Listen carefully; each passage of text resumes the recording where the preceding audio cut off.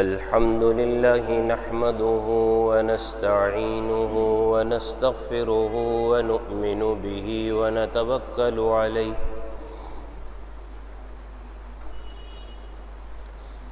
ونعوذ بالله من شرور أنفسنا ومن سيئات أعمالنا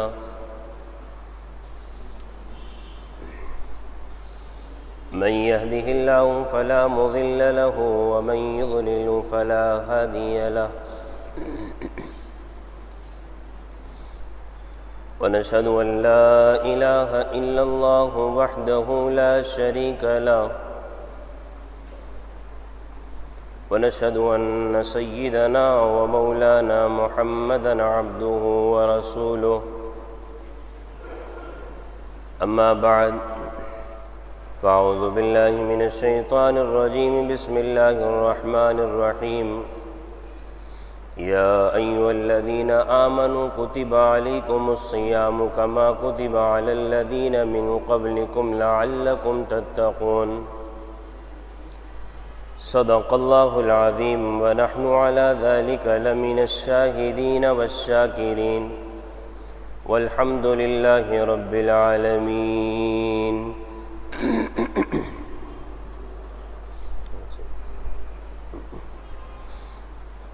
عزیزان محترم اور میرے بزرگ احباب، کلام اللہ کی ایک آیت تلاوت کی۔ اللہ تعالی صحیح بات کہنے اور اس پر ہمیں عمل کی توفیق نصیب فرمائے۔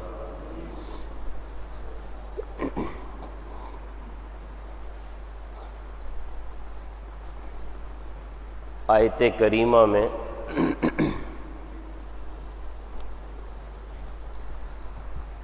اگر رمضان کے آنے کے حوالے سے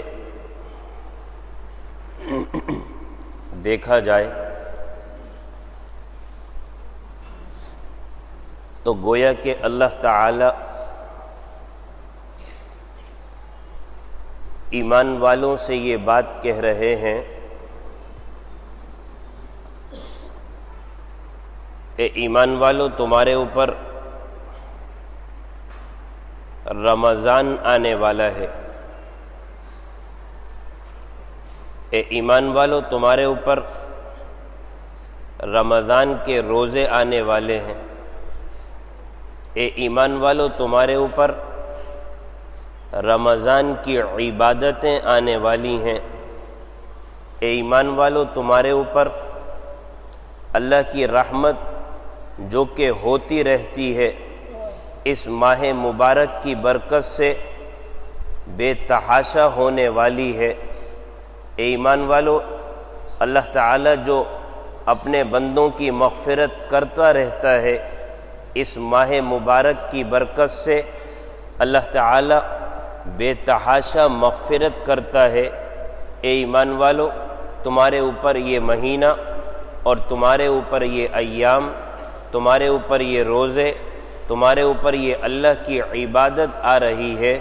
تمہیں چاہیے کہ تم اس رمضان المبارک کے مہینے کا خیال کرو، اس ماہ مبارک کا اہتمام کرو، اس ماہ مبارک کا حق ادا کرنے کا اہتمام کرو۔ یہ بات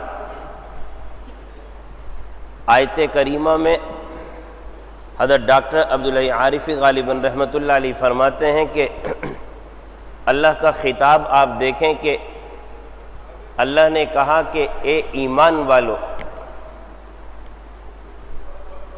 تو ساری کی ساری اولاد ہوتی ہے، لیکن کسی کو خاص طور پر مخاطب کیا جاتا ہے۔ سارے بندے اللہ کے ہیں، لیکن جو اللہ کو ماننے والے ہیں اور اللہ کی ماننے والے ہیں، اللہ ان کو پیار سے مخاطب کر کے کہہ رہا ہے، اے میرے ایمان لانے والوں بندو، اے مجھ پر ایمان لانے والو، تمہارے اوپر ایک عظیم مہینہ آ رہا ہے۔ تو یوں تو سمجھ لیں کہ یہ خطاب اللہ کی طرف سے ہے، اور آگے اللہ تعالی اس خطاب کے بعد کیا ارشاد فرما رہے ہیں؟ کتب علیکم الصیام، یہ مہینہ ایسا ہے کہ اس میں میں نے تمہارے اوپر روزے رکھے ہیں، روزہ رکھنے کا اہتمام کرنا۔ ایک مشفق باپ اپنی اولاد کے لیے کوئی چیز رکھتا ہے تو اس کا خاص طور پر اس سے ذکر کرتا ہے، تو ایک ایسی چیز جو بندے کو اللہ کے قریب سے قریب تر کر دینے والی چیز ہے، وہ اللہ نے اپنے بندوں کے لیے رکھ دی ہے، جس کا نام صیام ہے، جس کو روزہ کہا جاتا ہے۔ ایمان والو، تمہارے اوپر روزے رکھے گئے ہیں فرض کے طور پر، اور اللہ پر قربان جائیے کہ جب آدمی کسی کو کوئی بات سمجھاتا ہے دنیا کے اعتبار سے، یا باپ اپنی اولاد کو کوئی بات کہتا ہے تو کہتا ہے کہ بیٹا میں تم سے یہ بات کہہ رہا ہوں کہ دیکھو تمہارے بھائی کو بھی یہ بات کہی ہے، میں نے تمہاری بہن کو بھی یہ بات کہی ہے، اور زیادہ یقین دلانے کے لیے کہہ دیتا ہے کہ یہی باتیں تمہاری ماں سے بھی کرتا ہوں، تاکہ بچہ اس حکم کے قریب آ جائے، اس سے انسیت قائم ہو جائے، محبت قائم ہو جائے کہ ہاں ہمارا رب مشفق ہے، ہم پر نعوذ باللہ ذرہ برابر ظلم کرنے والا نہیں ہے، جو چیز ہمارے لیے طے کرنے والا ہے وہ ہمارے حق میں بہتر سے بہتر ہے۔ تو اس کو اللہ تعالیٰ نے کیا فرمایا کہ ایمان والو روزے تمہارے اوپر مقرر کر دیے گئے، پھر ساتھ ساتھ کہہ دیے کما کتب علی الذین من قبلکم، دیکھو تم سے پہلے جو میرے بندے گزرے ہیں نا ان کے اوپر بھی یہ فریضہ میں نے مقرر کیا تھا۔ تو یہ اللہ کے بتانے کا سمجھانے کا انداز ہے۔ اور پھر اصل بنیاد اللہ تعالی نے ذکر فرمائی کہ اے ایمان والو، تمہارے اوپر روزے آ رہے ہیں، تمہارے اوپر رمضان آ رہے ہیں، یہ تمہارے اوپر فرض قرار دیے گئے جیسا کہ پہلے لوگوں پر قرار دیے گئے، لیکن اس کا مقصد کیا ہے؟ اس کا مقصد کیا ہے؟ ہمارے معاشرے میں تو رمضان میرے عزیزو سمجھا جاتا ہے کہ آدمی صبح اٹھتا ہے، سحری کرتا ہے، دن بھر بھوکا رہتا ہے، کھانے کی اجازت نہیں، پینے کی اجازت نہیں، قربت کی اجازت نہیں، بس یہ 3 کام مرکزی ہیں، اور شام کو افطار کرتا ہے، اس کا نام روزہ ہے۔ وہ سمجھتا ہے کہ یہ افعال صرف کر دینے سے روزہ ادا ہو جاتا ہے۔ کیا سمجھتا ہے معاشرہ؟ صرف یہ افعال کر دینے سے روزہ ہو جاتا ہے، صرف افعال، جبکہ اللہ کے نبی صلی اللہ علیہ وسلم کیا ارشاد فرما رہے؟ بہت سے روزے دار ایسے ہیں جن کو صبح سے شام تک بھوکا رہنے کے سوا کچھ نصیب نہیں ہوتا۔ معلوم یہ ہوا کہ روزہ نام صرف ان افعال کا نہیں ہے کہ آدمی صبح اٹھ کے سحری کھا لے اور دن بھر جناب والا نہ کھائے نہ پیے نہ قربت اختیار کرے، اور شام کو دسترخوان بچھے اور اس پہ افطار کر کے اٹھ جائے اور سمجھے روزہ ہو گیا۔ اگر یہی روزہ ہوتا تو آپ صلی اللہ علیہ وسلم کی بات کو ذرا دیکھیں نا، آپ نے کیا فرمایا؟ بہت سے روزے دار ایسے ہیں کہ بھوکا رہنے کے سوا ان کو کچھ نصیب نہیں ہے، کہ بس صبح اٹھے، اٹھنے کے بعد سحری باندھ لی، اور اس کے بعد صبح سے شام تک نہ کھایا نہ پیا، بھوکے پیاسے رہے، شام کو افطار کر لیا۔ آپ نے فرمایا صرف بھوکا رہنا نصیب ہوا اور کچھ بھی نصیب نہیں ہوا۔ معلوم یہ ہوا کہ روزہ رکھنا صرف افعال کا نام نہیں ہے، روزہ رکھنا صرف بھوکا رہنے کا نام نہیں ہے، روزہ رکھنا صرف پیاسے رہنے کا نام نہیں ہے، بلکہ روزہ کسی اور چیز کا بھی نام ہے، روزہ کسی اور چیز کا بھی نام۔ تبھی آپ صلی اللہ علیہ وسلم ارشاد فرما رہے ہیں، اندازہ کریں کہ ہم لوگ تو سمجھتے ہیں نا کہ بھائی کھانے سے روزہ ٹوٹ جاتا ہے، پینے سے روزہ ٹوٹ جاتا ہے۔ روایت میں تو آپ صلی اللہ علیہ وسلم ارشاد فرما رہے ہیں، جس کا مفہوم ہے کہ غیبت اور جھوٹ بولنے سے بھی روزہ ٹوٹ جاتا ہے، غیبت کرنے سے بھی روزہ ٹوٹ جاتا ہے، جھوٹ بولنے سے بھی روزہ ٹوٹ جاتا ہے، معلوم یہ ہوا کہ جو معاشرہ سمجھتا ہے روزہ، اللہ کے نبی نے اس کو صرف تعریفات میں شامل نہیں کیا، مقاصد میں اس کو شامل نہیں کیا، تبھی آپ نے کہہ دیا کہ تم نہ کھاؤ اور نہ پیو، پھر بھی تم اگر جھوٹ بولتے ہو، غیبت کرتے ہو، تمہارے روزے کی ثمرات اور برکات تمہیں نصیب نہیں ہے، کچھ حاصل نہیں ہے۔ تو اصل مقصد اللہ کیا فرما رہے ہیں کہ بھئی جب روزہ رکھنے کا ارادہ ہو تو یاد رکھو کہ بنیاد کیا ہے، لعلکم تتقون، بس یہ بنیاد ہے کہ تم اللہ سے ڈرنے والے بنو، تم پرہیزگار بنو، تم تقوی دار بنو، تمہیں اللہ کا استحضار ہو جائے، برائیوں سے بچنے والے بن جاؤ، تو یوں سمجھو کہ تم در حقیقت روزے دار ہو، در حقیقت روزے دار ہو۔ لیکن روزہ رکھ کر بھی غیبت میں مبتلا ہے، جھوٹ میں مبتلا ہے، جھگڑا کرتا ہے، لڑائیاں کرتا ہے، بدگمانیاں کرتا ہے، دوسرے کے ساتھ بدخواہی کرتا ہے، تو صرف اور صرف گویا کہ بھوکا ہے۔ جیسے ایک فقیر بھوکا ہوتا ہے، ایسے یہ روزے کے نام پر بھوکا ہے، کچھ اس کو ثمرات حاصل نہیں۔ آدمی رمضان المبارک میں تہجد میں بھی اٹھ جاتا ہے، اور تہجد سے ذرا پہلے بھی اٹھ جاتا ہے، تہجد سے ذرا پہلے بھی اٹھ جاتا ہے، روزہ باندھنے کا جو وقت ہے اس سے پہلے بھی اٹھ جاتا ہے، کافی دیر پہلے اٹھ جاتا ہے، اور اس وقت اٹھ کر عام طور پر تصور یہ ہوتا ہے آدمی تہجد بھی پڑھ لے گا، سحری بھی کھا لے گا اور روزہ بھی رکھ لے گا۔ لیکن آپ صلی اللہ علیہ وسلم نے ارشاد فرمایا بہت سے شب بیدار ایسے ہیں صرف رات کو جاگنے کے سوا ان کو کچھ نہیں ملتا، انہوں نے بہت سجدے کیے، انہوں نے بہت نفلیں پڑھی، اور وہ سحری سے کافی دیر پہلے اٹھ بھی گئے، آدھی رات کے وہ جاگے ہوئے ہیں اور خوب اللہ اللہ کر رہے ہیں، لیکن آپ نے فرمایا بہت سے شب بیدار ایسے ہیں جن کو صرف رات کے جاگنے کے سوا کچھ نصیب نہیں ہوتا۔ ایک وہ آدمی جس کو رات کو نیند نہ آئے، اور ایک وہ آدمی جو رات کو جاگ کر عبادت کرے۔ آپ نے فرمایا ایسا شخص بھی ہے جو عبادت تو کر رہا ہے لیکن صرف جاگنے کے سوا اس کو کچھ نصیب نہیں ہے، عبادت کا ثواب، ثمرات وغیرہ اور اس کی فضیلتیں اور اس کی برکات اس کو کچھ حاصل نہیں ہے۔ دونوں باتوں کو نبی اکرم صلی اللہ علیہ وسلم نے جمع فرما دیا۔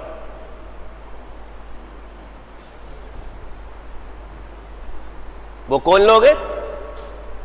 تہجد میں اٹھتے ہیں لیکن مخلوق خدا کو تکلیف پہنچا دیتے ہیں، تہجد میں اٹھتے ہیں غیبتیں کرنا شروع کر دیتے ہیں، تہجد میں اٹھتے ہیں ملامتیں کرنا شروع کر دیتے ہیں۔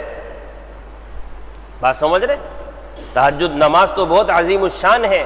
آپ صلی اللہ علیہ وسلم نے فرمایا صالحین کی نماز ہے یہ، جو اللہ کے نیک بندے گزرے ہیں نا، صالحین کی نماز ہے یہ۔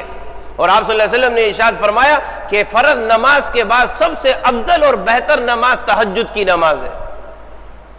اور ایک روایت میں آپ صلی اللہ علیہ وسلم نے ارشاد فرمایا کہ اللہ تعالیٰ نے جنت میں بالا خانے بنا رکھے ہیں جو کہ آبگینوں کے ہیں۔ آبگین کا مطلب یہ ہے کہ یہاں سے کھڑا ہو کر آدمی اس کا پچھلا حصہ بھی دیکھ لے۔ پانی کہیں پر ایسے بہہ رہا ہوتا ہے آبشار کی صورت میں، پچھلا حصہ بھی نظر آ رہا ہوتا ہے۔ آپ نے فرمایا وہ آبگینوں سے بنے ہوئے ہیں۔ اللہ کی شان دیکھیے کہ اللہ نے محل آبگین سے بنائے۔ آبگین، آپ کہتے ہیں پانی کو، محل پانی سے بنایا۔ ان اللہ علی کل شیء قدیر، اللہ ہر چیز پر قادر ہے، اللہ ہر چیز پر قادر ہے۔ اور پھر کہا کہ یہ کس کو ملیں گے؟ یہ ان لوگوں کو ملیں گے جو کہ صحیح بات کرتے ہیں، یہ ان لوگوں کو ملیں گے جو بھوکوں کو کھانا کھلاتے ہیں، یہ ان لوگوں کو ملیں گے جو کہ رات کو اٹھ کر تہجد پڑھتے ہیں جبکہ لوگ سو رہے ہوتے ہیں۔ لیکن آپ نے فرمایا بہت سے شب بیدار ایسے ہیں کہ ان کو صرف رات کے جاگنے کے سوا کچھ بھی نصیب نہیں ہے۔ اہل علم نے فرمایا کہ اٹھتے تو ہیں لیکن دوسرے کو تکلیف پہنچا دیتے ہیں۔ تہجد میں کیا اٹھے، دوسروں کو بھی اٹھا کر رکھ دیا۔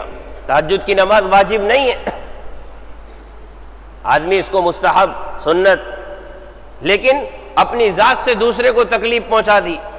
تہجد کی نماز پڑھنے کے لیے اٹھ رہا ہے، جس کے اوپر اٹھنا واجب نہیں ہے، اپنے عمل سے کہہ دیا تم بھی اٹھو، دروازہ بند کر رہا ہے تو دوسرے کو تکلیف پہنچ رہی ہے، اور اسی طرح سے آ رہا ہے کمرے میں جا رہا ہے تو ماں کو، باپ کو، بیوی کو، بچوں کو تکلیف پہنچ رہی ہے، اٹھتا ہے تو لائٹ جلا دیتا ہے کہ بھئی ہم تہجد گزار اٹھ گئے ہیں، ہماری تہجد کی نماز ذرا دیکھ لو، دوسروں کو اذیت اور تکلیف پہنچا رہا ہے۔ روایت میں آتا ہے نبی اکرم صلی اللہ علیہ وسلم جب صحابہ کے پاس آتے تھے اور کوئی صحابی اگر سو رہا ہوتا تھا تو آپ نے سلام کرنا ہوتا تھا۔ بہت سے صحابہ جاگے ہوئے ہیں، بہت سے سوئے ہوئے ہیں، آپ جب سلام کرتے تھے، سلام السلام علیکم 10 نے کیا، ورحمت اللہ 20 نے کیا، وبرکاتہ 30 نے کیا، نیکیوں پر نیکیاں، لیکن روایت میں آتا ہے آپ اس قدر آواز بلند سلام کرتے تھے کہ جاگنے والا تو آپ کی بات کو سن لے لیکن سونے والا آپ کی آواز پر بیدار نہیں ہوتا تھا۔ اپنی نیکی سے دوسرے کو تکلیف، بات سمجھ رہے ہیں، اپنی نیکی سے دوسرے کو تکلیف نہیں دیتے تھے کہ تہجد میں اٹھے۔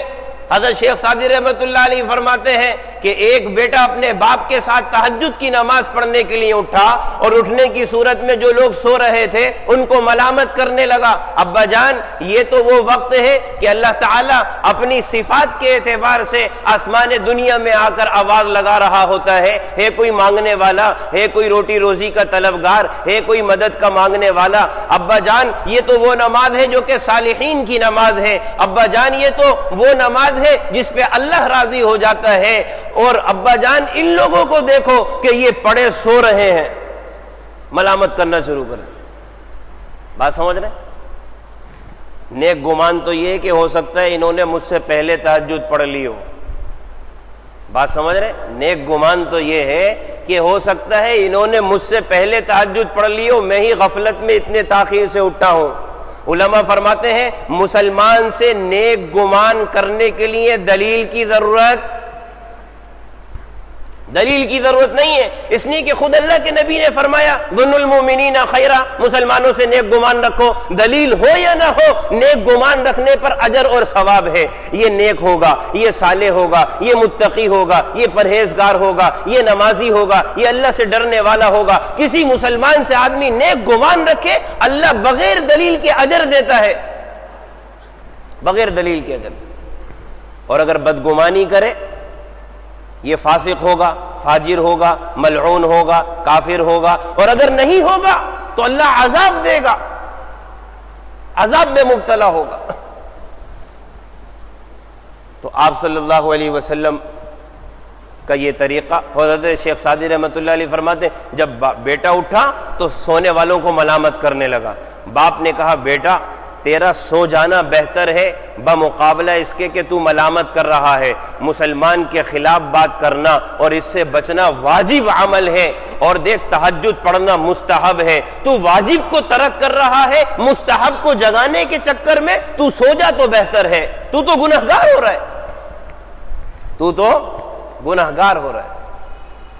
یہ نبی اکرم صلی اللہ علیہ وسلم کا طریقہ، اپنی عبادت سے، اپنی نیکی سے کسی کو آپ صلی اللہ علیہ وسلم تکلیف نہیں پہنچاتے تھے، صحابہ تکلیف نہیں پہنچاتے تھے اپنی نیکی سے۔ ایک روایت میں نے پڑھا کہ آپ صلی اللہ علیہ وسلم کے لیے دودھ کا کچھ حصہ جو دینے کے لیے ہوتا تھا وہ رکھ دیا جاتا تھا، آپ صلی اللہ علیہ وسلم خاموشی سے آ کر پی لیا کرتے تھے۔ ایسا نہیں ہے کہ کسی کو جگا دیا، کسی کو اٹھا دیا، کسی کو بٹھا دیا، کسی کو اپنی خدمت پر لگا دیا، یہ نبی اکرم صلی اللہ علیہ وسلم کا طریقہ نہیں۔ تو اصل بنیاد کیا ہے؟ لعلکم تتقون، کہ تم جب روزہ رکھ رہے ہو، تمہاری زندگی روزے سے ہو رہی ہے، تو تم نے اللہ کی فرما برداری کرنی ہے، ایسے کام نہیں کرنے جس سے تمہارا روزہ متاثر ہو جائے۔ اس لیے کہ روزہ نام اس بات کا نہیں ہے کہ تم صبح سے شام تک بھوکے رہو، روزہ نام تو در حقیقت روزہ رکھ کر اللہ سے ڈرنے کا نام ہے، اللہ سے ڈرنے کا نام ہے۔ اور سب سے بڑی چیز ہمارے روزے کو متاثر کرنے والی، سب سے بڑی چیز ہماری عبادت کو متاثر کرنے والی، سب سے بڑی چیز ہماری نمازوں کو متاثر کرنے والی کیا ہے؟ سوچنے کی بات ہے۔ ہماری نمازیں ہماری عبادتیں، ہماری زکوٰۃ، ہمارے صدقات، ہمارے بڑے بڑے اعمال صالحہ، ان کو سب سے زیادہ متاثر کرنے والی چیزیں ہماری بد اخلاقی ہے۔ بات سمجھ رہے ہیں؟ ہماری بد اخلاقی ہے، بد اخلاقی۔ اس سے بڑھ کر اور کیا دلیل ہو سکتی ہے؟ آپ صلی اللہ علیہ وسلم نے ارشاد فرمایا، بتاؤں میری امت کا مفلس کون ہے؟ صحابہ نے کہا کہ مفلس اسے کہا جاتا ہے جسے مال نہ ہو۔ آپ نے فرمایا نہیں، میری امت کا مفلس وہ ہے جو کل قیامت کے دن پہاڑ برابر نیکیاں اللہ کی بارگاہ میں لے کر آئے گا، پہاڑ برابر نیکیاں۔ لیکن پھر کیا فرمایا؟ حق والے آتے جائیں گے، یا اللہ میرا مال کھایا تھا، یا اللہ میرا مال کھایا تھا، یا اللہ قرضہ لے کر بھاگ گیا تھا، یا اللہ تجارت میں مال لگایا تھا گھپلا کر دیا تھا، یا اللہ تجارت میں مال لگایا تھا، اس کے اوپر میں نے بھروسہ کرتے ہوئے اس نے 4 مہینے تو نفع دیا، باقی کہتا ہے کہ مال ڈوب گیا، اور وہ 4 مہینے کا نفع بھی اصل موری میں سے دے رہا تھا، دھوکہ دے رہا تھا۔ من غشا، آپ صلی اللہ علیہ وسلم نے فرمایا نا، جس نے دھوکہ دیا فلیس منا، وہ ہمارے سے تعلق والا اپنے آپ کو نہ سمجھے۔ جو ہمیں دھوکہ دے، مسلمان کو دھوکہ دے، آپ نے فرمایا فلیس منا، وہ ہمارے سے اپنے آپ کو تعلق والا مت سمجھے، دھوکے باز آدمی۔ تو کل قیامت کے دن یہ آتے جائیں گے، یا اللہ مال کھایا، یا اللہ گالیاں دی تھیں، یا اللہ رسوا کیا تھا، یا اللہ ذلیل کیا تھا، یا اللہ میرے خلاف بدگمانیاں پھیلائی تھیں، یا اللہ تہمتیں لگاتا تھا، یا اللہ غیبتیں کیا کرتا تھا۔ میں نے کہا نا کہ ہمارے اعمال صالحہ کا جنازہ نکالنے کے لیے آج مسلمان کی بد اخلاقی کافی ہے، مسلمان کا بد اخلاق ہونا۔ پھر اللہ تعالیٰ کہیں گے کہ اٹھاؤ، مال نہیں ہوگا بھائی، مال۔ آدمی تو کہے گا نا، کاش کے زمین بھر کر میرے پاس مال ہوتا تو میں آج کے دن مال دے دیتا، اپنی جان چھڑا لیتا، لیکن وہاں پر مال نہیں ہے، اعمال ہے، اعمال۔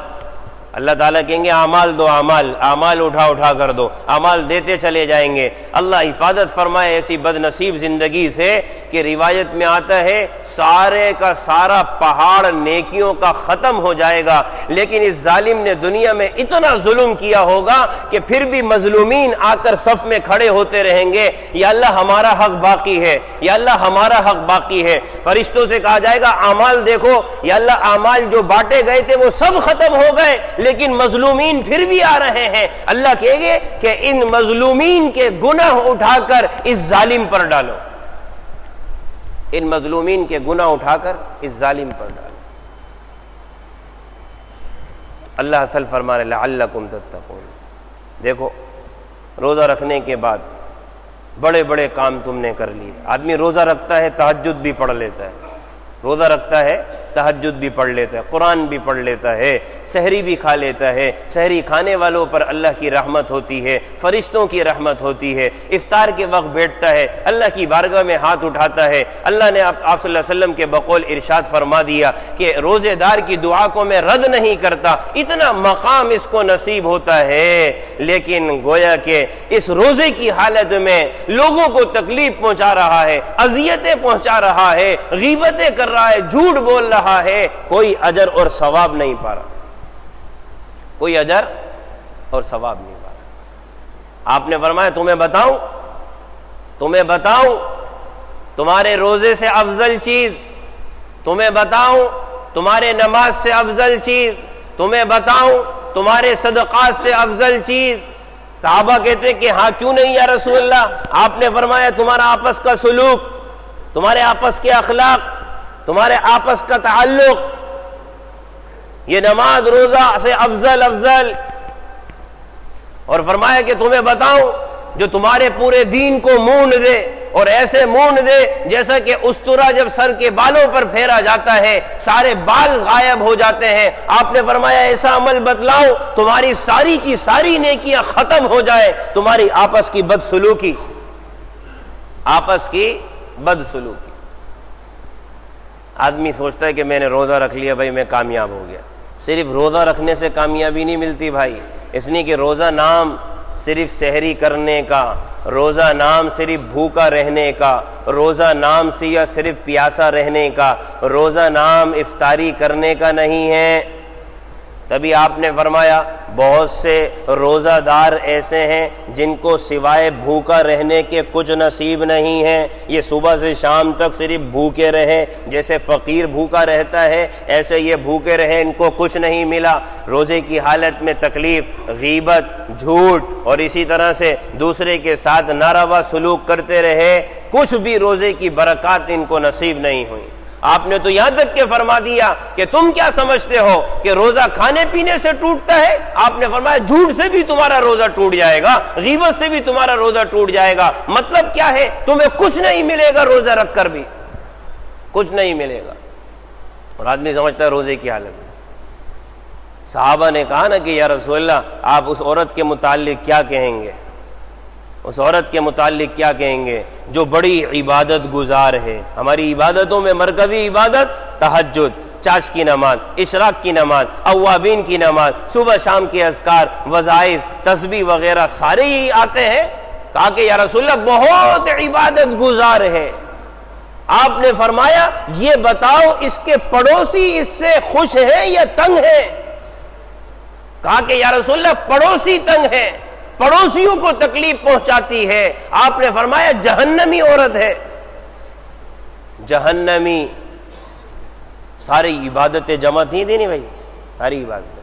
ایک اور عورت کے یا رسول اللہ بڑی بڑی عبادتیں نہیں کرتی، یار فرائض ادا کر لیتی، واجبات ادا کر لیتی، روزے رکھ لیتی، یا رسول اللہ بڑی بڑی عبادتیں نہیں ہیں، تہجد گزار نہیں ہے، اشراق کی پابند نہیں ہے، چاش کی پابند نہیں ہے، اوابین نہیں پڑھتی۔ لیکن آپ نے فرمایا یہ بتاؤ اس کے پڑوس میں رہنے والے، اس کے پڑوسی، اس کے ساتھ اٹھنے بیٹھنے والوں کا اس کے ساتھ کیا سلوک ہے؟ سلوک۔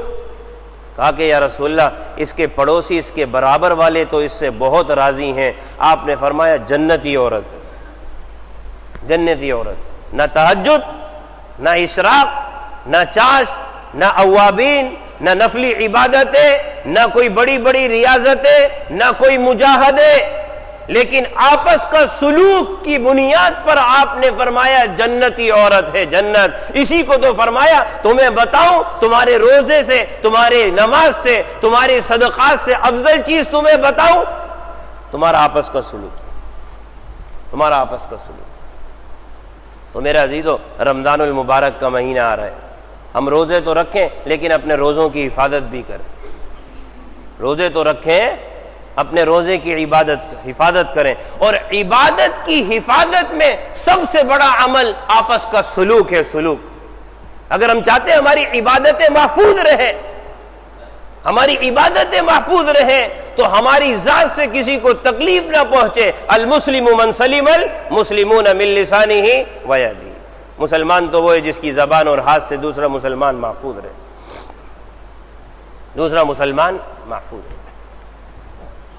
رمضان المبارک کا مہینہ آ رہا ہے میرا عزیز، مرکزی بات، سب سے بڑی چیز دیکھیں، سب سے بڑی چیز جو محرومی کی ہے، بار بار اس کی طرف اشارہ کر رہا ہوں، آپس کا سلوک، آپس کا سلوک۔ رمضان آ رہے ہیں اللہ کے لیے۔ آپ کو معلوم ہے کہ شب قدر جو آئی تھی اس کی تعیین بتانے کے لیے حضرت جبریل علیہ السلام آئے تھے کہ یا رسول اللہ کہ شب قدر فلاں رات کو ہے، فلاں رات کو ہے، لیکن آپ نے فرمایا اس کی تعیین اللہ نے واپس لے لی اور بتایا اس کی بنیاد کیا ہے۔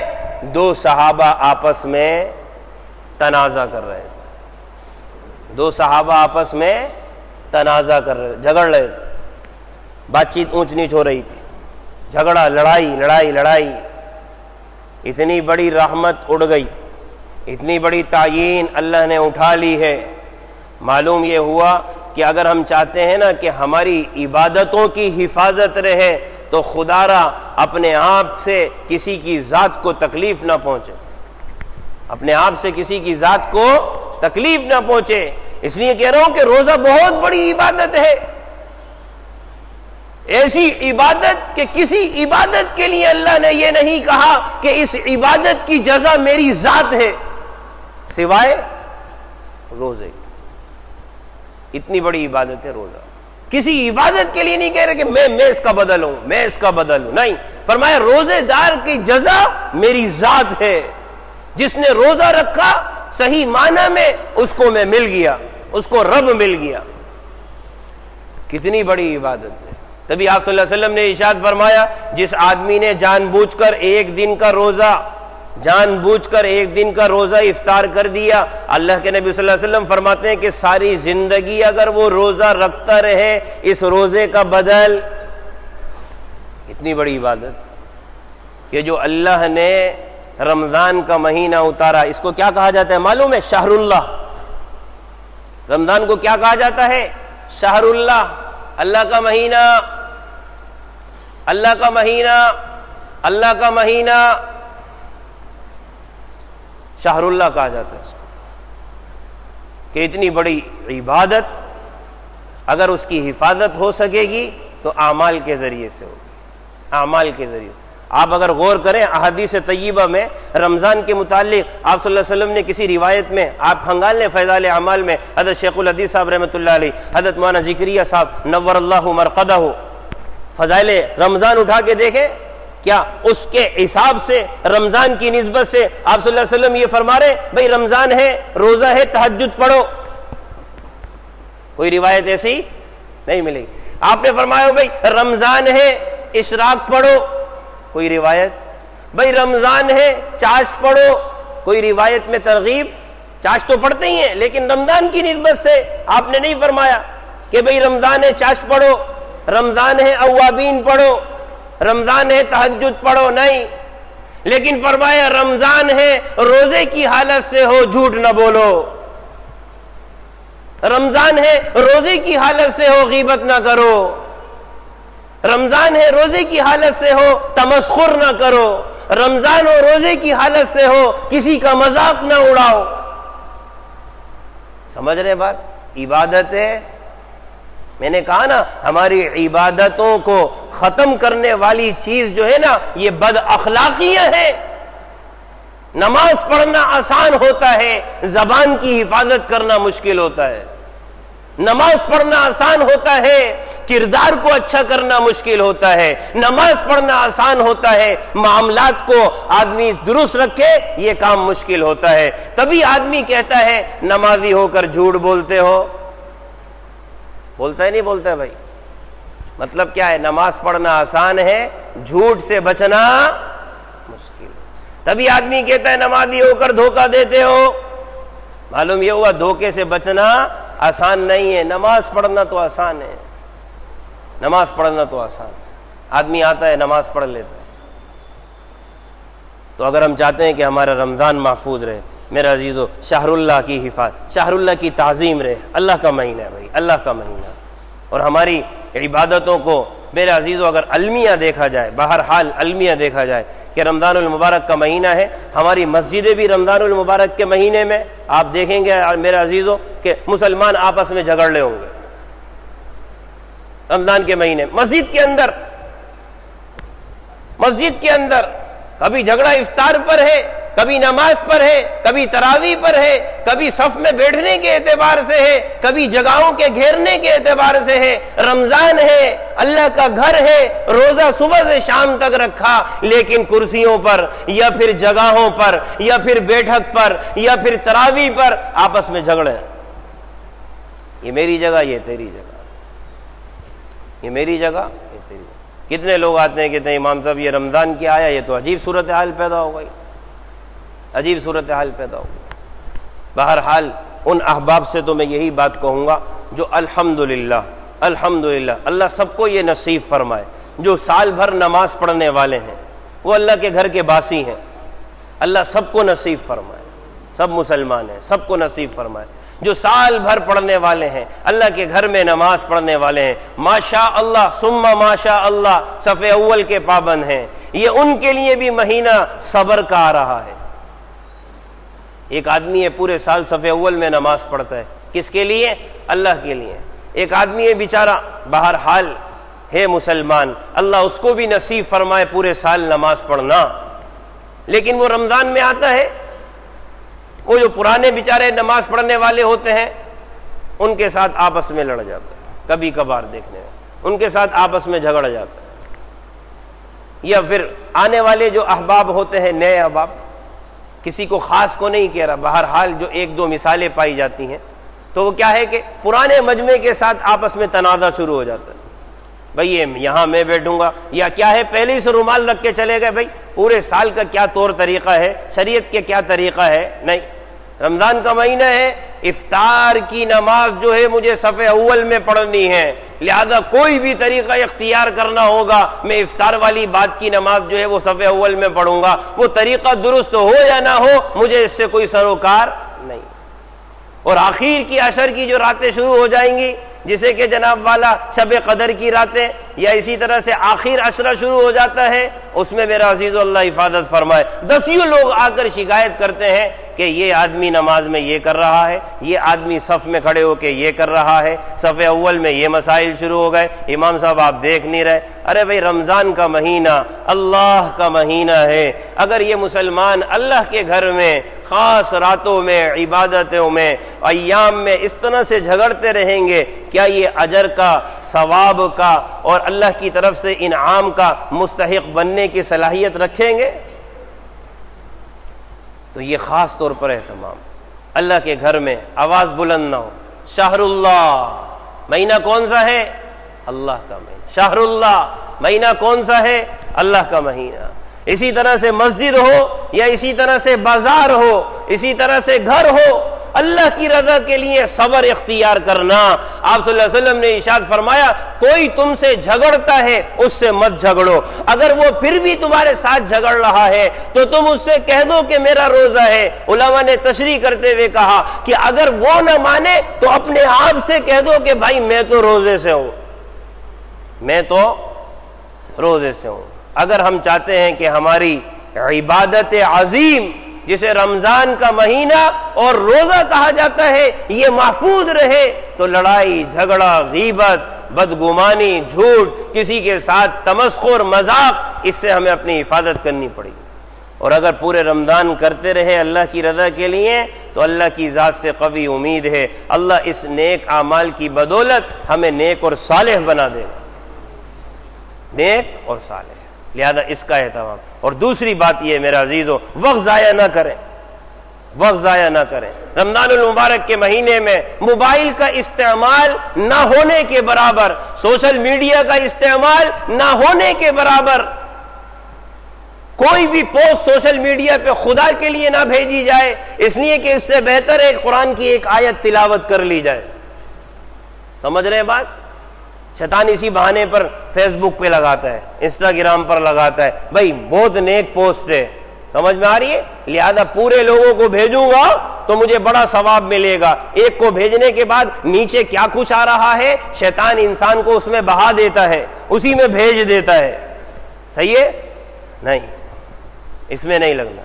کم سے کم موبائل کا استعمال، کم سے کم سوشل میڈیا کا استعمال، زیادہ سے زیادہ استعمال نوافل ہے، تہجد ہے، اشراق ہے، چاشت ہے، اوابین ہے، اللہ کا ذکر ہے، قرآن کی تلاوت ہے، لا الہ الا اللہ ہے، استغفر اللہ ہے، اسألک الجنہ ہے، اعوذ بک من النار ہے، اپنے لیے، اپنے مرحومین کے لیے استغفار ہے. یہ ہماری مصروفیات ہونی چاہیے. اللہ سمجھ کی عمل کی توفیق نصیب فرمائے. وآخر دعوانا